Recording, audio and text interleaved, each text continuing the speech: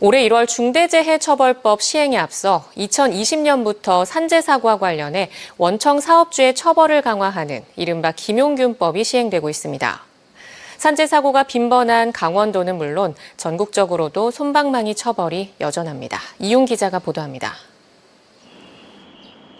지난해 2월 강릉 안인화력발전소 건설 현장에서 50대 하청 노동자가 상판 제거 작업을 하다가 9m 아래로 떨어져 숨졌습니다. 이 사고의 책임을 물어 원청인 삼성물산과 삼성물산 소속인 현장 총괄 책임자 등이 재판에 넘겨졌습니다. 최근 열린 1심 재판에서 삼성물산과 현장 총괄 책임자 A씨는 각각 벌금 1,000만 원을 선고받았습니다. 지난해 3월 동해항에서 아연 정광 하역 작업을 하다가 근로자 2명이 숨진 사고와 관련해 재판에 넘겨진 하역업체와 지점장은 지난 5월 1심에서 각각 벌금형과 집행유예를 선고받았습니다.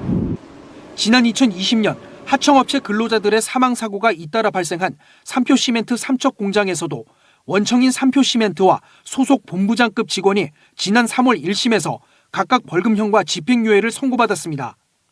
올해 1월 중대재해처벌법 시행에 앞서 지난 2020년 1월부터 원청 사업주의 처벌을 강화하는 개정된 산업안전보건법, 이른바 김용균법이 시행됐지만 여전히 솜방망이 처벌이 이루어지고 있습니다.